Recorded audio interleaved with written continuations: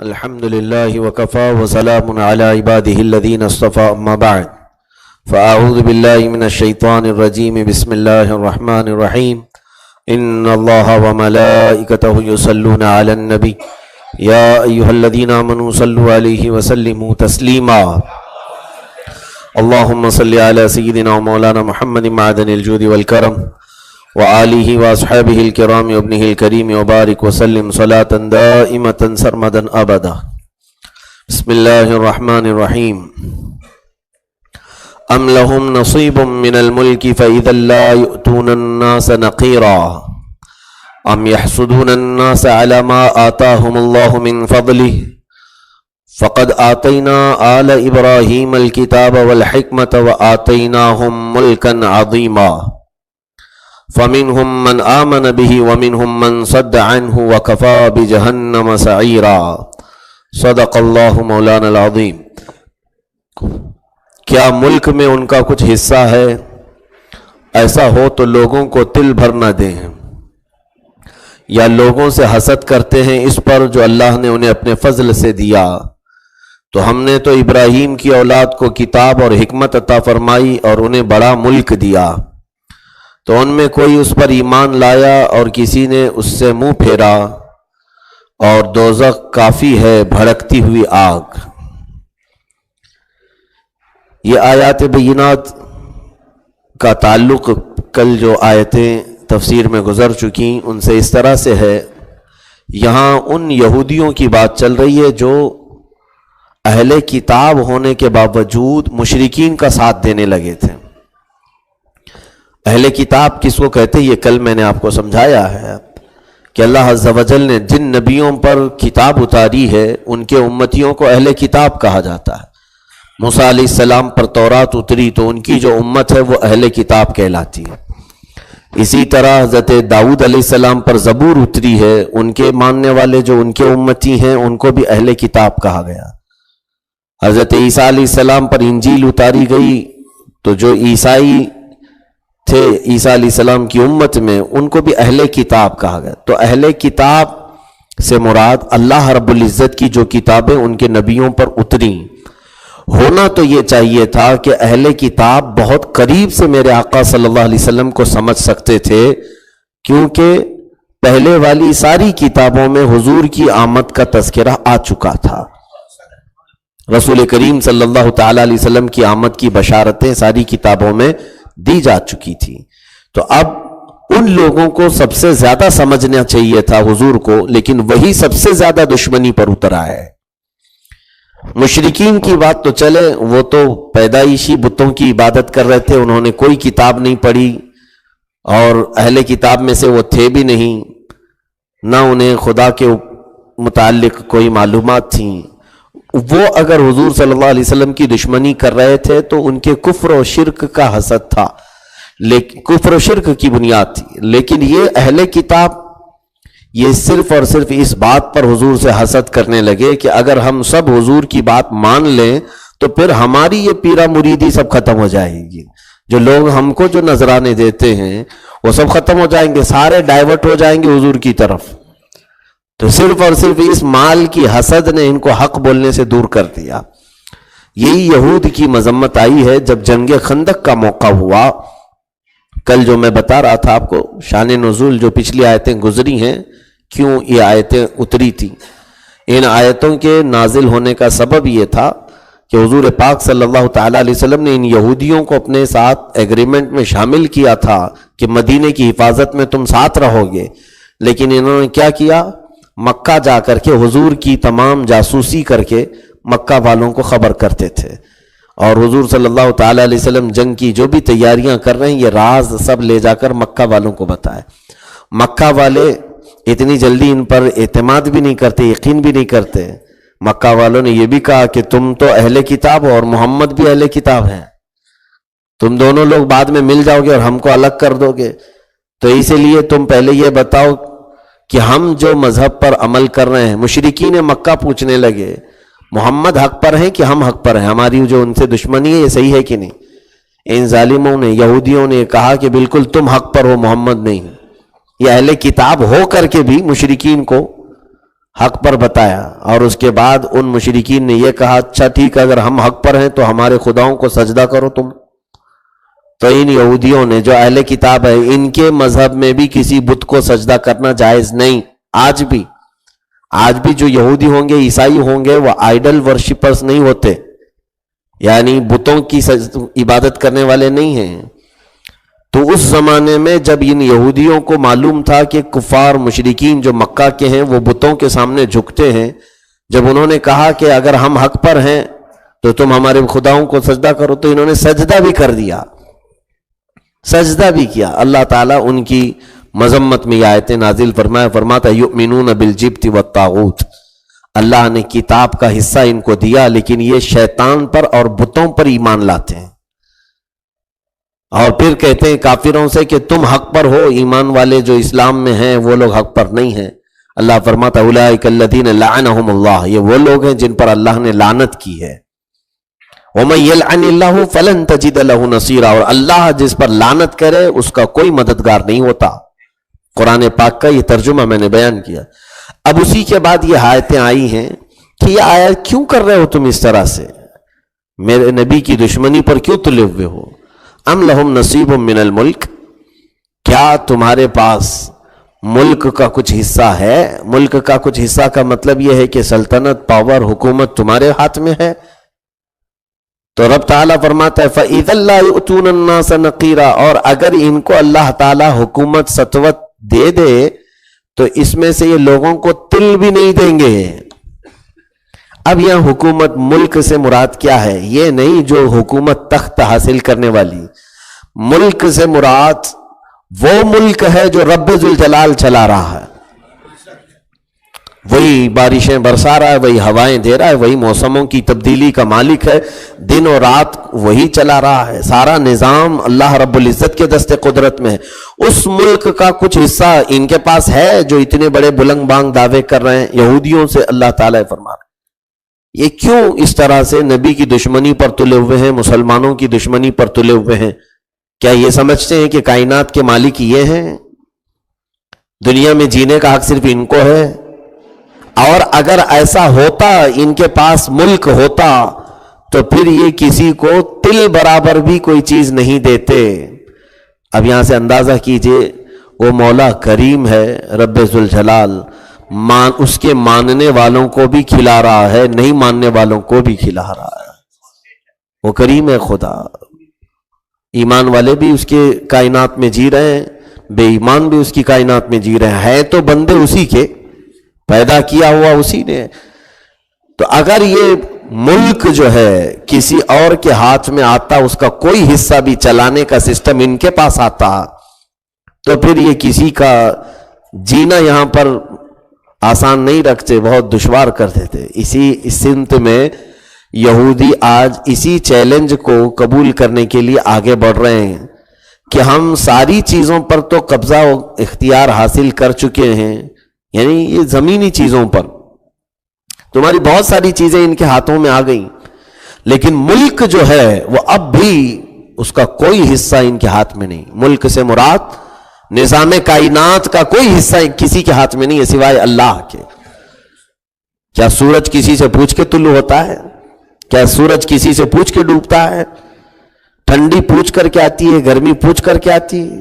سارا ملک کا نظام اللہ کے دست قدرت میں ہے۔ اب اسی چیلنج کو ختم کرنے کے لیے یہودی پوری دنیا میں ایڑی چوٹی کا زور لگا رہے ہیں، وہ 3 طاقتوں کو حاصل کرنا چاہتے ہیں۔ 3 طاقتیں، ابھی جیسے چند دنوں قبل میں نے اپنے مطالعے میں یہ پڑھا تھا، دنیا کا ابھی سب سے جو رچ آدمی جس کو کہتے ہیں بل گیٹس، اس کا اپنا کہنا یہ ہے کہ میرے سب سے بڑا دشمن دنیا میں کوئی ہے تو سورج ہے، پتہ نہیں اس کو گرمی سے نفرت ہے۔ اس نے کہا سورج سے مجھے سخت نفرت ہے۔ ایک چیز اس پر کسی کا کنٹرول نہیں چلتا، سورج کو آپ کہیں گے کہ تھوڑا پیچھے ہٹ جا تو ہٹتا نہیں، اگر اس کو ٹھنڈیوں کے دنوں میں بلا لیں تو آئے گا نہیں، اس پر کسی کا اختیار نہیں۔ اس چیلنج کو یہ ہاتھ میں لینا چاہتے ہیں کہ یہ ملک کا یہ حصہ ہمارے ہاتھ میں آئے۔ دوسری چیز، دوسری چیز یہ چاہتے ہیں کہ پوری کائنات کے موسموں کا جو پھیر ہے اور رات و دن کا بدلنا ہے یہ ہمارے ہاتھ میں ہو. تیسری جو سب سے بڑی خواہش ان کی ہے، موت و حیات ہمارے ہاتھ میں ہے، اور یہ ملک کے نظام میں ہے اللہ کے. یہ ملک کا نظام ہے اللہ کا، اور اللہ رب العزت نے یہ پاور کسی کو بھی نہیں دیا، کسی کو نہیں دیا. اللہ تعالیٰ نے کسی کو بھی یہ چیزیں نہیں عطا فرمائیں. لیکن یہود یہ چاہتے ہیں، اس سلسلے میں ان کی کوششیں بھی ہو چکی، ایسا نہیں ہے. آج جو گلوبل وارمنگ کے لیے لوگ پریشان ہیں کہ ویدر بدل رہا ہے، موسم بدل رہا ہے، اس کے پیچھے ساری انہی کی کارستانیاں ہیں. یہ چاہتے ہیں کہ ہمارے کنٹرول میں آئے موسم، ہم جس طرح چاہیں ویسا بنے. گرمیوں کو ہم ٹھنڈی بنا سکیں، ٹھنڈیوں کو ہم گرم کر سکیں. تم ایک کمرے کو تو کر سکتے ہو لیکن کائنات کو نہیں کر سکتے. کمرے کو تو تم اے سی لگا کر گرم کو ٹھنڈا، ٹھنڈے کو گرم کر سکتے ہو. یہ اتنا تمہیں اللہ تعالیٰ نے یہاں جینے کے لیے دیا ہے، اتنا تو جانور کو بھی پاور ہے. جانور بھی ٹھنڈیوں میں اپنی گرمی کا سامان تیار کر لیتا ہے، اور گرمیوں میں جانور بھی اپنے ٹھنڈی کے ذریعے ڈھونڈ لیتا ہے. وہ تو پوری کائنات میں جینے والے کو اللہ نے اختیار دیا. لیکن اگر تم چاہو کہ اللہ کے ملک میں ہی تم دخل اندازی کرو، یہ پاسبل نہیں. لیکن اس کے لیے یہ لوگ آگے بڑھ رہے ہیں. چند دنوں پہلے ایک ٹرائل کیا گیا تھا.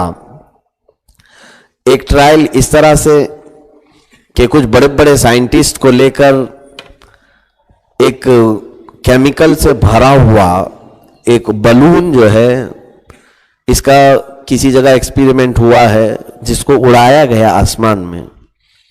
تو اوزون لیئر جو ہے، یعنی ہمارے زمین اور آسمان کے بیچ میں ایک خط ہے جہاں سے ہر چیز چھن کر کے ہمارے پاس آتی ہے. سورج کی گرمی ہو یا ٹھنڈی ہو یا بارشیں ہوں، یہ اوزون لیئر ہے، ایک لیئر ہے، ایک پرت ہے. تو کچھ سائنٹسٹ اس پر تجربہ کیے کہ وہ کیمیکل جو ہے انہوں نے ایک بلون کی شکل میں اس کو اڑایا، اور وہ آسمان میں جا کر وہ گیس جو ہے وہ اوزون لیئر پر جم گئی. تو وہ دھواں یا کیمیکل جو بھی جمع، جس کی وجہ سے وہ جتنا خطہ اثر انداز ہوا، وہاں دن میں اندھیرا چھا گیا، اور سخت گرمی کے دن بھی وہاں پر اس علاقے میں اتنا ٹھنڈی ہو گئی، اتنی ٹھنڈی ہو گئی. تو یہ کیمیکل کے ذریعے سے آسمان کے اوپر اگر یہ اس طرح کی کوئی پرت ڈال دیں، اسی لیے خلا میں جا رہے ہیں، اسپیس میں جتنے بھی ایکسپیریمنٹ ہو رہے ہیں، وہ موسم کو کنٹرول کرنے کا ان کا یہ تجربات چلتے ہیں. دنیا کو بیوقوف بناتے ہیں سیٹلائٹ وغیرہ کے نام پر، لیکن کام کچھ اور بھی ہیں ان کے. دو کام، ایک گلوبل یعنی ویدر کو کنٹرول کرنا، دوسرے ان کو ایک خواہش ہے کہ ہم خدا کا پتہ لگا کر کے خدا سے ہی جھگڑا کر لیں گے. اس پر پہلے بھی ہو چکا ہے آلریڈی، ایسا نہیں ہے کہ پہلے ہو چکا ہے. نمرود نے کیا ہے اس طرح سے، اس نے پوری دنیا والوں کو جمع کر لیا تھا اللہ سے لڑنے کے لیے، اور بلڈنگ بنا رہا تھا بہت لمبی کہ اس پر چڑھ کر کے میں خدا کو گرا دوں گا. معاذ اللہ. یہودیوں کی کتابوں میں اگر آپ دیکھیں گے تو لکھا ہوا ہے حضرت اسحاق علیہ السلام، جو بنی اسرائیل کے یعنی جتنے یہودی ہیں یہ سب حضرت اسحاق علیہ السلام کو مانتے ہیں، کیونکہ اسحاق علیہ السلام ابراہیم علیہ السلام کے بیٹے ہیں، اسماعیل علیہ السلام کے سگے بھائی ہیں. تو یہ ان کا عقیدہ یہ کہ اسحاق علیہ السلام اللہ سے جھگڑا کرتے تھے، کبھی وہ خدا کو گرا دیتے تھے، کبھی خدا ان کو گرا دیتا تھا. یہ یہودیوں کی کتابوں میں. تو اسی سے ان کو شہ ملی ہے کہ شاید اس کو کبھی گرایا جا سکتا ہے. معاذ اللہ رب العالمین. اور ان کا صرف اور صرف یہی ان کی خواہش یہ ہے کہ اگر اس کو گرائے تو ساری چیزوں پر قبضہ ہمارا ہو، ساری چیزوں پر ہمارا قبضہ ہو جائے گا. میرے عزیزوں، امپاسبل، محال چیز کے پیچھے یہ پڑی ہوئی قوم ہے. دنیا ابھی ان کے کرتوت کو سمجھ نہیں پا رہی ہے.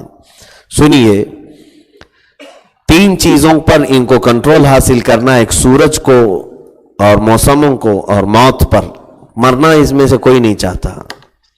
یہ چاہتے ہیں کہ ہم 1000 سال جیے ہیں اور ہر دن کے 1000 سال ہوں. یہ مشہور ہے نا، جو کسی کے ہیپی برتھ ڈے پر مبارکبادی دیتے ہیں، یہ طریقہ یہودیوں سے ہی آیا ہوا ہے. تم جیو 1000 سال، ہر دن کے ہوں 1000 سال.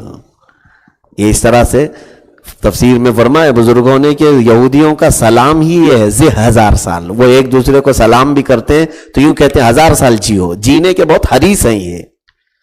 اللہ قرآن میں فرماتا ہے وما ہوا بمزحزحہ من العذاب ان یعمر. تم بہت لمبی عمر بھی جی لو گے تو عذاب سے تو نہیں بچ پاؤ گے، عذاب سے نہیں بچ پاؤ گے. لے لو 1,00,000 سال جی لو، آنا تو ہے. اللہ فرماتا ہے الینا ترجعون، ہماری طرف تم لوٹائے جاؤ گے. اب یہ 3 چیزیں حاصل کرنے کے، یہ چیلنج کو حاصل کا توڑنے کے لیے پوری ایڑی چوٹی کا زور لگا رہے ہیں. اس کا اثر کیا ہوگا جانتے ہیں میرے عزیزو؟ یہ لوگ آج دیکھیں، میں آپ کو بتاؤں کہ ہمارے ہندوستان کے قانون کے ساتھ چھیڑ چھاڑ ہو رہی ہے تو پورے لوگ سڑکوں پہ ہیں. کیوں؟ ڈر ہے نا سب کو کہ اگر یہ سنویدھان اور قوانین کے خلاف ان کو اس طرح کی دادا گیری کرنے دے دیا جائے تو پھر آگے ہمارا یہ جینا دشوار کر دیں گے. سیم یہی چیز جب کائنات کے معاملات میں کوئی چھیڑ چھاڑ کر رہا ہے تو اس کے خلاف بھی آواز اٹھانی چاہیے، بولنا چاہیے کہ تم کیا کر رہے ہو، یہ کون سے ایکسپیریمنٹ کر رہے ہو، کون سے تجربات کر رہے ہو. ہوگا کیا اگر یہ سورج کی روشنی کو ختم کرنے کی بات کریں گے؟ جانتے ہیں سورج کی روشنی پوری کائنات کے لیے کتنی اہم ہے. سورج کی روشنی اگر نہ ہو تو زمین کوئی سبزہ ہی نہیں اگائے گی، کوئی سبزہ نہیں اگے گا. جتنے کوپل پودے نکلتے ہیں ان کو سورج کی روشنی کی ضرورت ہوتی ہے، تبھی وہ بڑھتے ہیں. سورج کی دھوپ ان کے اندر طاقت پیدا کرتی ہے، فصل لاتی. اور صرف اتنا ہی نہیں، ہمارے اور آپ کے لیے بھی سورج کی روشنی وٹامن ڈی کا کام کرتی. وٹامن ڈی ملتا کہاں سے ہے؟ ہمارے بونز کے لیے، ہڈیوں کے لیے جس وٹامن کی ضرورت ہوتی ہے وہ کھانے پینے سے نہیں، یہ سورج کی روشنی سے ملتی ہے. اسی لیے حکیموں نے فرمایا کہ چھوٹے بچوں کو صبح چاشت کے وقت کی دھوپ کے سامنے سلاؤ، ان کی ہڈیاں مضبوط ہوتی ہیں. اور اگر یہ تجربہ کر کے دیکھ لینا آپ، کچھ لوگوں کو ٹھنڈیوں کے کچھ درد، جیسے کمر کے درد، ادھر ادھر کے جوڑوں کے جو درد ہیں، ہڈیوں کے درد، اگر صبح چاشت کے وقت کی دھوپ میں وہ حصہ وہ سورج کے سامنے رکھیں، انشاءاللہ اسے صحت یابی ہو جائے گی. کیونکہ یہ قدرتی چیز ہے، نیچرل ہے. تو یہ اگر یہ چاہتے ہیں کہ اس پر کنٹرول کریں تو گویا کہ یہ پوری کائنات کو معذور اور لولا لنگڑا بنانا چاہتے ہیں. ایک چیز یہ ہو گئی. دوسری چیز، یہ نکلی اور ڈپلیکیٹ سورج بنانے کے پیچھے بھی پڑے ہوئے ہیں.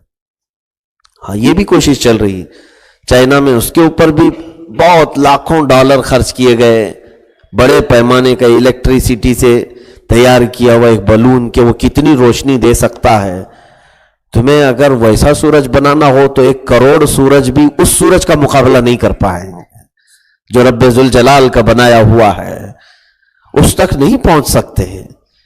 اس کے علاوہ موسموں کو کنٹرول کرنے کے لیے یہ کیمیکل کے ذریعے کوشش کرنا، اور موت پر کنٹرول کرنے کے لیے انہوں نے کیا کیا چیزیں ڈھونڈی، ہر طرح کے تجربات کر لیے. یہ مرے ہوئے لوگوں کے دل، آنکھیں کیوں ڈونیٹ کرواتے ہیں؟ ان کے دماغ میں یہ بھی ہے کہ شاید یہ کسی اور کو ڈالیں تو پھر یہ دھڑکنا شروع کرے تو اس کی زندگی اور لمبی ہو جائے. ایک بات یاد رکھ لیں، اسلام میں اس طرح کا کوئی ڈونیٹ جائز نہیں. آئی ڈونیٹ، کڈنی ڈونیٹ، یا پھر اپنا ہارٹ ڈونیٹ، یہ تم ہوتے کون ہو ڈونیٹ کرنے کی؟ تمہارے جسم کا کوئی حصہ تمہارا ہے ہی نہیں، سب اللہ کا ہے. ہم اگر مالک ہوں، میں اپنی چادر اٹھا کے دے دوں، ٹھیک ہے، میری تھی میں نے دے دیا، اور بغل والے کی کھینچ کر کے میں خیرات کروں، یہ جائز ہے؟ بالکل جائز نہیں ہے. کہ کسی دوسرے کے مال میں تصرف کیسے کر سکتے ہو آپ پورے جسم کے خود مالک نہیں. اسی لیے اسلام میں سوسائڈ بھی جائز نہیں ہے. خود سے تم مرنا چاہو گے تو نہیں مر سکتے. کیوں؟ جان تمہاری اپنی نہیں ہے، یہ اللہ کی ہے.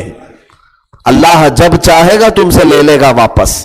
اسی لیے ہم اپنے پارٹس بھی جسم کے کسی کو ڈونیٹ نہیں کر سکتے. ہاں، رہی بات بلڈ ڈونیٹ کرنے کی، خون، وہ ایسی ہے کہ جب ضرورت مند کوئی سامنے ہو تو اس کو ہم نے ٹرانسفر کر دیا، یہ جائز، اسلام میں اس کی اجازت دی گئی. لیکن جو بلڈ بینک لے کر کے گھومتے ہیں کہ سب کا خون چوس کر کے ایک جگہ بینک میں جمع کرنا چاہتے ہیں، وہ نہیں، ہمارے ہاں اس کی اجازت نہیں. یعنی پہلے ہی سے کوئی مرنے والا ہو تو آپ گھر میں پہلے جنازہ لا کے رکھ لیں گے، دادا جی اگلے سال مرنے والے ہیں، آج ہی جنازہ تیار کر لو، ایسا تو نہیں ہوتا. تو یہ جو آن دا اسپاٹ جس کو ضرورت پڑی ہم اپنا خون دے سکتے ہیں، یہ اسلام میں اس کی اجازت ہے. لیکن پہلے سے کہیں پر بھی جا کر کے اپنا خون پیش کر دینا، اس کی اجازت فقہاء اکرام نے نہیں دی ہے. بہرحال میں یہ کہہ رہا ہوں کہ موت پر کنٹرول کے لیے ہر ممکن کوشش کی جا رہی ہے. کلوننگ کر رہے ہیں آج. کلوننگ کیا ہے؟ کلوننگ کا مطلب یہ ہے کہ ڈپلیکیٹ انسان بنانے کی کوشش کی جا رہی ہے، سیم ٹو سیم انسان کی طرح دوسرا بنے. اور وہ کیسے؟ کسی بکری کے پیٹ میں، کسی کتیا کے پیٹ میں، کہیں الگ سے کوئی الگ جگہ رکھ کر کے نطفہ ڈال کر کے اس میں الگ سے ایک مصنوعی آرٹیفیشل انسان پیدا کرنے کی کوشش کی جا رہی ہے. اب اللہ عالم ان لوگوں کا چیلنج ہے، ان کا دعویٰ ہے، یہ ابھی لیگل نہیں ہے، انلیگل طریقے سے. ان کا کہنا یہ ہے کہ ہم نے بہت ساری کلوننگ سے دوسرے انسان بنا لیے،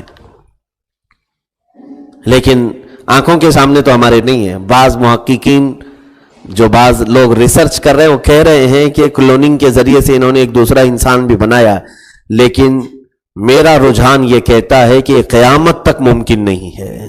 کیونکہ قرآن میں اللہ نے فرمایا لن يخلقوا ذبابا ولو اجتمعوا له، کہ تم پورے کے پورے بھی اگر جمع ہو جاؤ تو ایک مکھی نہیں پیدا کر سکتے. جب رب تعالیٰ نے مکھی کے متعلق فرما دیا تو پھر انسان بہت بڑی چیز ہے. انسان ایسے عجائبات کا مرکز ہے کہ انسان پر جو تجربہ کرے اسے اللہ کی معرفت حاصل ہو جائے گی. اسی لیے امام اعظم ابو حنیفہ رضی اللہ تعالیٰ عنہ نے فرمایا من عرف نفسہ فقد عرف ربہ، جس نے اپنے آپ کی حقیقت کو پہچان لیا وہ اپنے رب کو پہچان لے گا. یہ معرفت یہاں سے حاصل ہو سکے. انسان عجائبات کا گھر ہے، اس کے اندر جو اللہ رب العزت نے چیزیں رکھی ہیں وہ کسی دوسری مخلوق میں ہے ہی نہیں.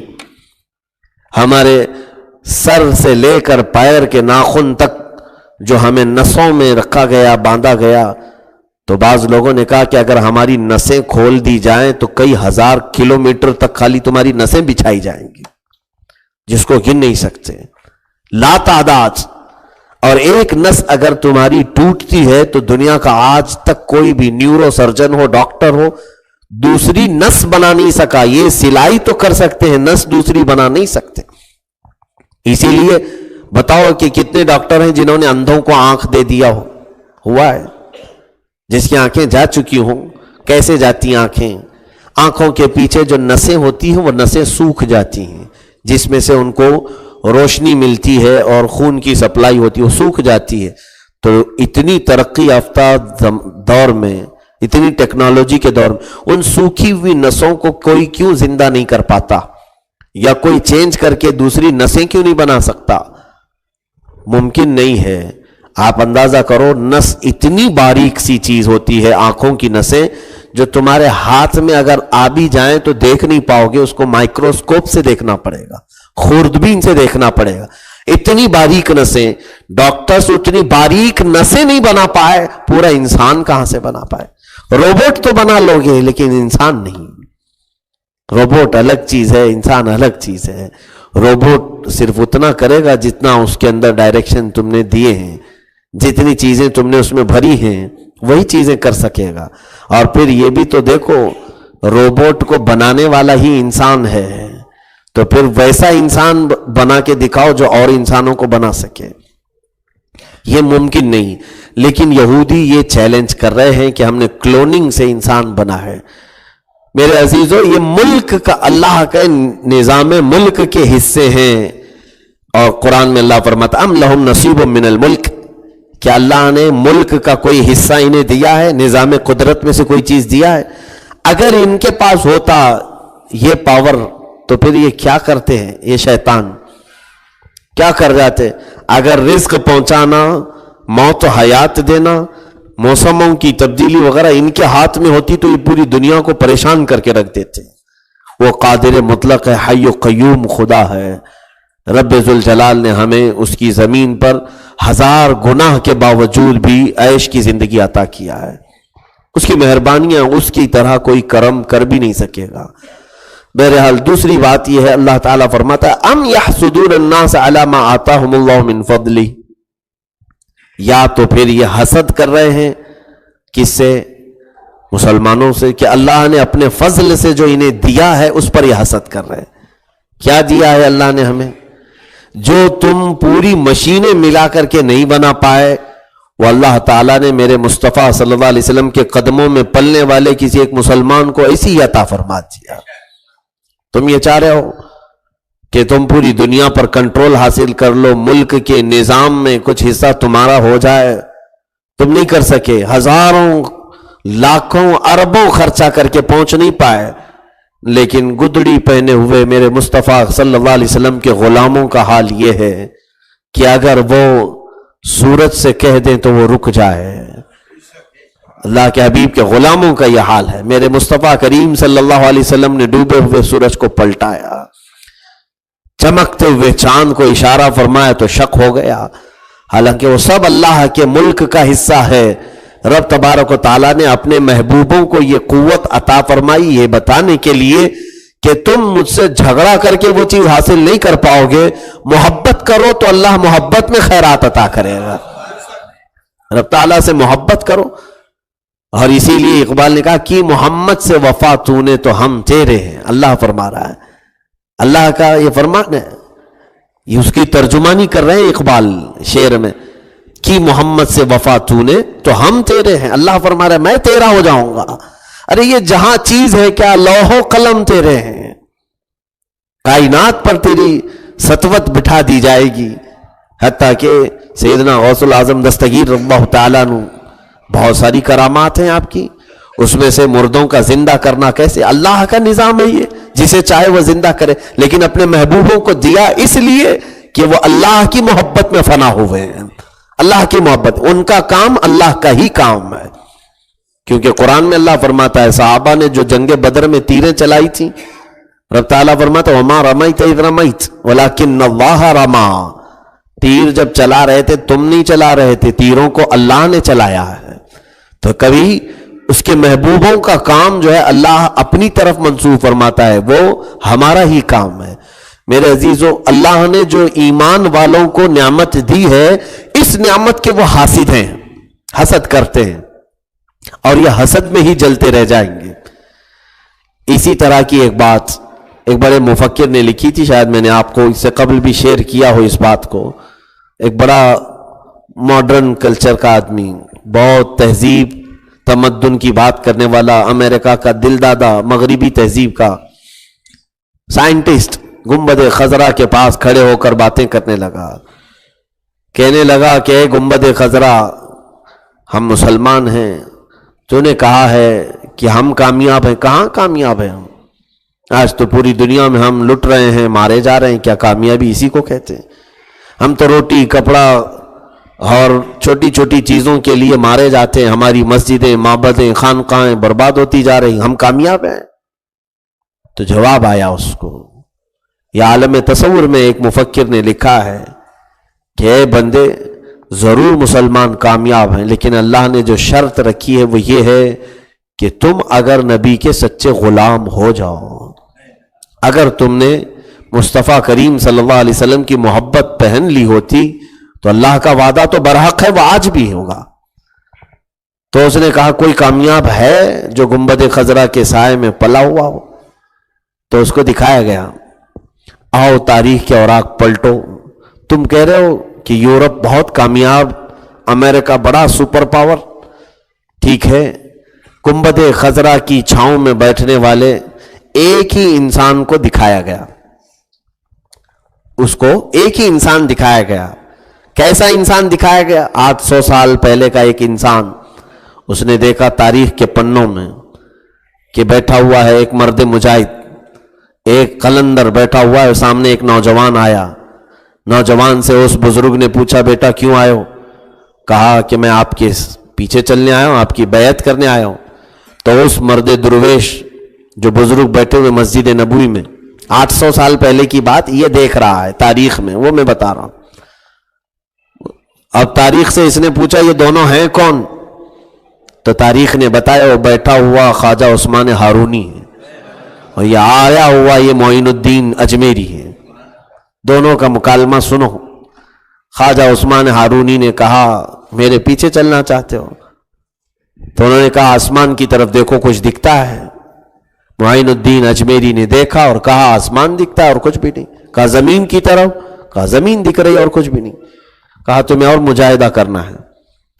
عبادت کروائی گئی، بہت وظیفے پڑھوائے گئے. اس کے بعد بلایا اس شیخ نے، خواجہ عثمان ہارونی نے، اپنی 2 انگلیاں معین الدین حسن چشتی اجمیری رضی اللہ تعالیٰ عنہ کی آنکھوں پر رکھیں اور کہا اب میری 2 انگلیوں کے بیچ میں سے اوپر دیکھو. معین الدین اجمیری غریب نواز انہوں نے اوپر دیکھا اور کہا مجھے پہلا آسمان دکھ رہا ہے، دوسرا، تیسرا، چوتھا، 5واں. بیان کرتے کرتے کہے مجھے عرش خدا تک دکھ رہا ہے.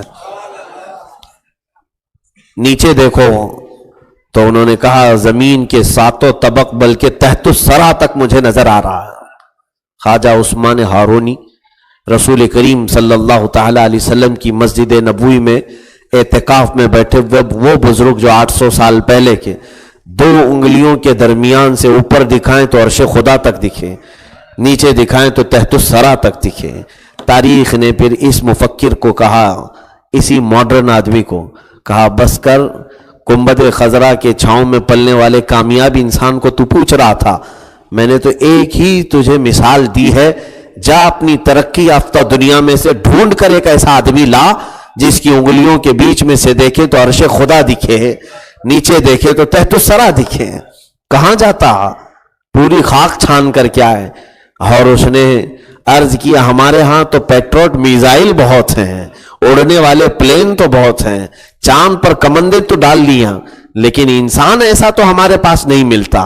مشینیں بہت بڑی بڑی ہیں، انسان ایسا نہیں ہے. تب گنبد خضرا نے کہا دنیا مشینیں بنا سکتی ہے اور گنبد خضرا انسان بناتا ہے. انسان کا مطلب انسان کامل کی طرف اشارہ ہے کہ یہاں کے تربیت یافتہ ہونا ہو تو پیچھے چلنا ہوگا. میرے عزیزو، یہ جو اللہ نے نعمت عطا کی ہے غلامان محمد کو صلی اللہ علیہ وسلم کو، ایمان کی قوت، ایمان کی طاقت، آج بھی میں آپ کو کہہ رہا ہوں ہم نہتے ہیں، پوری طرح سے نہتے ہیں. ہمارے پاس نہ کوئی ٹریننگ یافتہ کوئی تنظیم ہے، ہمارے پاس نہ کوئی ہتھیاروں والا سلسلہ ہے، کچھ بھی نہیں، ہم نہتے ہیں بالکل. اس کے باوجود اللہ رب العزت نے ان پورے ہتھیاروں سے لیس ظالموں کے سامنے بھی ہمیں ایسے رکھا ہے جیسے زبان 32 دانتوں کے بیچ میں صحیح سلامت رہتی ہے. زبان بڑی نرم ہے، اگر اس کو قطر دیا جائے تو کٹ جائے.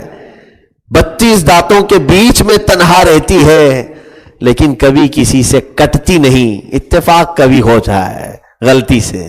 اور اللہ رب العزت نے ہمیں ہتھیاروں سے لیس کافروں اور ظالموں کے بیچ میں ویسے ہی رکھا ہے جیسے زبان کو دانتوں کے بیچ میں رکھا ہے. میرے عزیزو، یہی جو نعمت ہے اللہ کی جو ہمارے ساتھ ہے، اس کے وہ حاسد ہیں یہود و نصارہ. یہودی کہتے ہیں پوری دنیا مل کر کے ہم پلان بناتے، منصوبے بناتے ہیں، ان کو ڈسٹرائے کرنا ہے، ان کو ختم کرنا ہے. پھر یہ نہ جانے کیسے جمع ہوتے ہیں. ہلاکو آیا ختم کیا، چنگیز آیا ختم کیا، قتل عام، لاکھوں کے قتل. لیکن پھر اسلام کی فطرت میں قدرت نے وہ لچک دی ہے، جتنا ہی دباؤ گے اتنا ہی وہ ابھرتا ہے. اس نعمت کاملہ سے وہ حسد کرتے ہیں. اللہ رب العزت فرماتا ہے اپنے فضل سے اللہ نے ان کو یہ نعمت عطا کی. میرے عزیزو، یہاں پر رک کر کے میں صرف اتنی بات کہوں گا، حسد ایک ایسی بلا ہے. اللہ کے حبیب صلی اللہ علیہ وسلم نے فرمایا الحسد یأکل الحسنات کما تأکل النار الحطب. حسد نیکیوں کو ایسے کھا جاتا ہے جیسے آگ لکڑیوں کو کھاتی ہے. آپ سے اگر کہا جائے حسد کرتے ہو، جلتے ہو، کوئی نہیں کہے گا، کوئی نہیں کہتا میں کیوں حسد کروں گا، میں کیوں جلوں گا. لوگ اپنا کبھی بھی اس چیز کو ایکسپٹ نہیں کرتے، لیکن ہوتا ہے. نعمتوں سے حسد کرنا در حقیقت اللہ کی نعمت سے حسد کرنا، اللہ کی قدرت اور اس کی عطا پر تم ناراض ہو. کیوں ناراض ہو؟ رب تبارک و تعالیٰ نے کسی کو خوبصورتی دی، تم اس سے جلنے لگے، حسد کرنے لگے. کسی کو اللہ نے مال دیا، تم اس سے حسد کرنے لگے. کسی کو مقام دیا، مرتبہ دیا، اس سے تم حسد کرنے لگے. کسی کو علم دیا، اس سے تم جلنے لگے. کچھ لوگ بنا کسی مطلب کے دشمنی کرتے، اسی کو حسد کہا گیا ہے. بنا کسی مطلب کے، ان کو کوئی بھی تکلیف نہیں ہے، لیکن دل کے اندر جو کڑن ہے، حسد ہے، یہ بہت ہی خطرناک بیماری. حتیٰ کہ بزرگوں کے اقوال کی روشنی میں یہ کہنا چاہتا ہوں، کینسر صحیح ہو سکتا ہے لیکن حسد صحیح نہیں ہو سکتا. شیخ سعدی رحمت اللہ علیہ نے فرمایا، بمیر کتاب رہی، اے حاسد، حسد کرنے والے، اگر تیرا علاج ہو سکتا ہے تو صرف موت ہے. تو مر جا تو ہی تجھے شفا ملے گی. یہ بیماری ہے، یہ حسد کرنے کی بیماری جلدی نہیں جاتی. اس کے لیے کچھ ٹپس میں آپ کو بتا دوں. جب بھی کسی کو اچھا دیکھو تو رب تبارک و تعالیٰ کی بارگاہ میں صرف اتنی دعا کرو کہ اے اللہ، جو تو نے اسے عطا کیا ہے وہ اور مزید عطا فرما دے، اس کو مزید دے دے.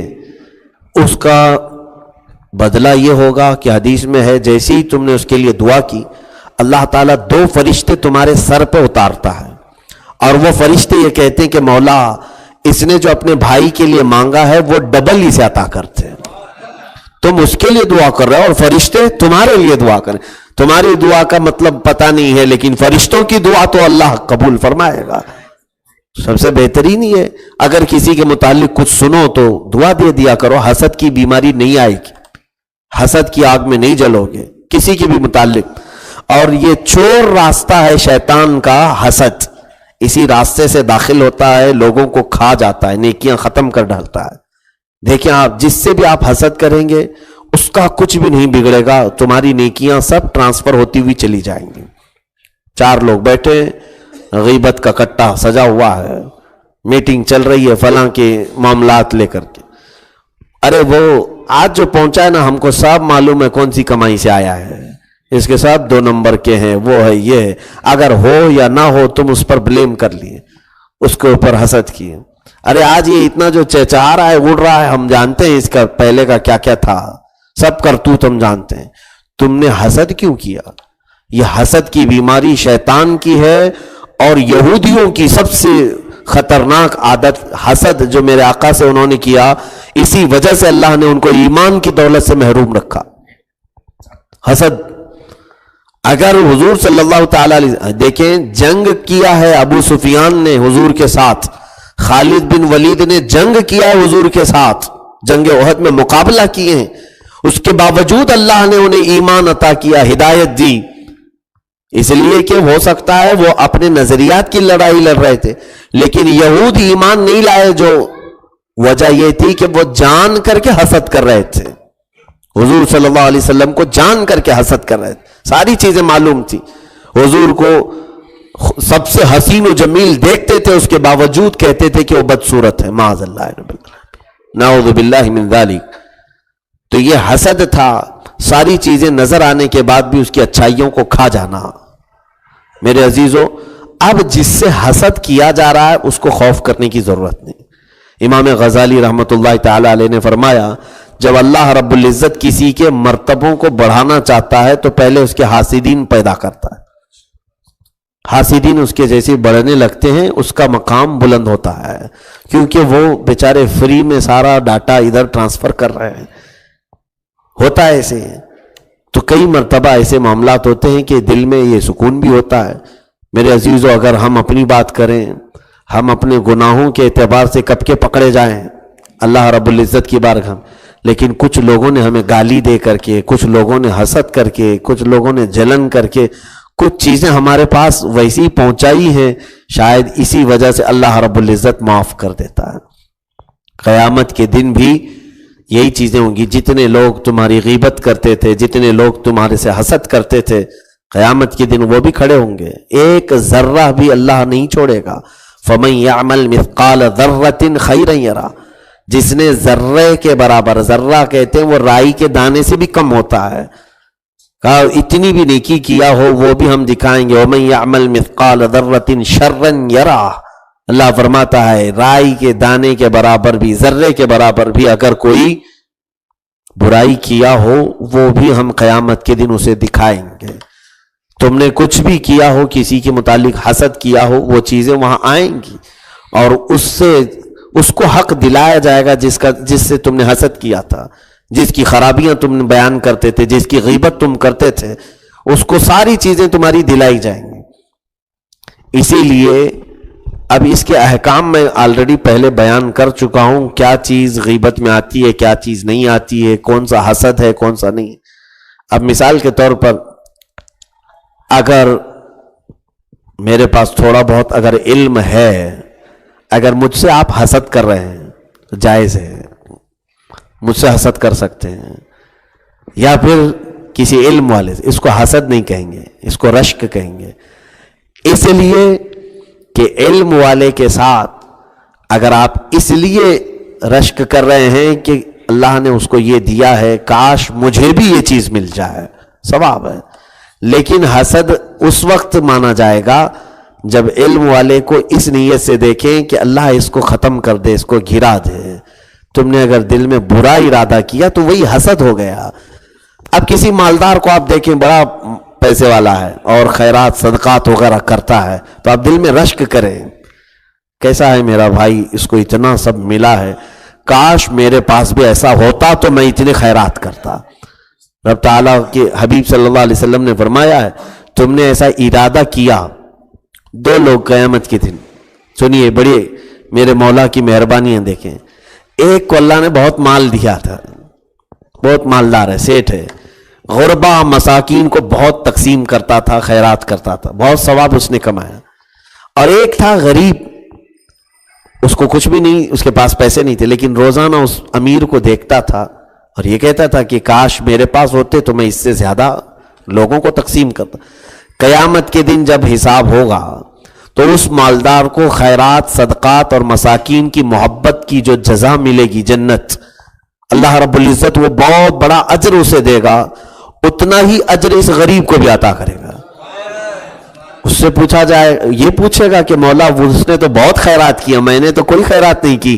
رب فرماتا ہے تیرے پاس ہوتا تو بھی خیرات کرتا، تو نے نیت جو کیا اس نیت پر ہی اجر ہے، نیت پر اللہ اجر دے رہا ہے. تو جلنے کی بجائے کاش یہ نیت ہی کیوں نہ کر لیا جائے، حسد کرنے کی بجائے کیوں یہ نیت نہیں کر لیتے کہ کاش میرے پاس بھی ایسی طاقت ہوتی تو میں یہ کر لیتا. مجاہد کو دیکھ کر اگر آپ نے نیت کی کاش میرے پاس یہ تمام اسباب مہیا ہوتے تو میں بھی مجاہد ہوتا، تو اللہ تبارک و تعالیٰ تمہیں اس کے ثواب تک پہنچائے گا. حاجی کو دیکھ کر حج کی تمنا کرنا حسد نہیں ہے، بلکہ اگر آپ یہ تمنا کریں کاش میرے پاس مال ہوتا تو میں بھی اللہ کے گھر جاتا، رب تبارک و تعالیٰ تمہیں حاجی کے ساتھ قیامت کے دن اٹھائے گا. نیت یہ ہے. اور ایک طرف ہے وہ جلنا، کوڑنا، حسد کرنا، اس میں جو ہے وہ بھی ضائع ہو جائے گا، وہ بھی ختم ہو جائے گا. اس لیے اس عادت سے توبہ کرے. کسی سے حسد اور جلن یہ بیماری ایسی ہے، اور خاص طور پر یہ بیماری کثرت سے عورتوں میں آتی ہے. عورتوں میں جلن، کڑن، حسد، یہ تمام چیزیں. اور اسی لیے یہ بھی فرمایا گیا. اچھا آپ سے ایک بات یہ بھی میں کہوں، حسد اگر کوئی کرتا ہے تو آپ کو اللہ رب العزت کی بارگاہ میں شکر بجا لانا چاہیے. کیوں؟ حسد اسی سے کیا جاتا ہے جس کے پاس کچھ ہوتا ہے. حسد کس سے کیا جاتا ہے؟ جس کے پاس کچھ ہوتا ہے. تو رب تعالیٰ کا شکر ادا کرو کہ اللہ نے کوئی نعمت مجھے عطا کی ہے، اس لیے یہ حاسدین پیدا ہوئے. اب کسی ایسے، جیسے مثال کے طور پر ایک خوبصورت عورت ہے تو دوسری عورتیں اس سے جلتی ہیں کہ اس کی خوبصورتی کی وجہ سے. کوڑھی سے کون حسد کرے گا؟ جس کے پاس کوئی صورت ہی نہ ہو، جلا ہوا، اس سے کون حسد کرے گا؟ رحم کی نظر سے دیکھ کے چلے جائیں گے. حسد اس سے کیا جاتا ہے جس کے پاس کوئی نعمت ہوتی ہے. تو جب تمہارے ساتھ کوئی حسد والے معاملات آئیں تو خوف نہ کریں، پریشان ہو کر کے بدلے کے انتقام کی آگ میں نہ بھڑکیں، بلکہ اللہ کا شکر یہ ادا کریں کہ رب نے میرے اندر کوئی نعمت عطا کی ہے جس کی وجہ سے حسد ہے. یہ بات تو صحیح ہے کہ دھواں وہیں سے نکلتا ہے جہاں آگ ہو، یہ مثال ہے. اور عطر نہ ہو تو خوشبو پھیلتی کیسے ہے؟